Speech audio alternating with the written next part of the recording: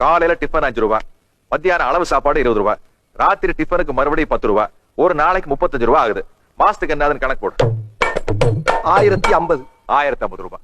அப்புறம் நீ இந்த தியேட்டர்லயே படுத்து எந்திரிச்சு குளிச்சு கக்கூச நாரடிச்சு வீடு மாதிரி பந்தா பண்ணிட்டு இருக்கிய, வீட்டு வாடகைங்கிற வகையில ஒரு 425 ரூபாய் போடு. 1475. அப்புறம் கேண்டீன்ல நீ குடிக்கிற ஓசி டீ, ஓசி காஃபி, அப்புறம் திருடி திங்கிற பாப்கார்னு, இந்த கணக்குல ஒரு 250 ரூபாய் போடு.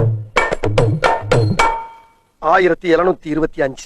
அப்புறம் நீ ஓசியில முடி வெட்டுறதுக்காக சலூன்காரன் குடும்பத்தையே கூட்டிக்கிட்டு வந்து டிக்கெட் வாங்காம படம் பார்க்க வைக்கிறியே, அந்த கணக்குல ஒரு 300 ரூபாய் போடு.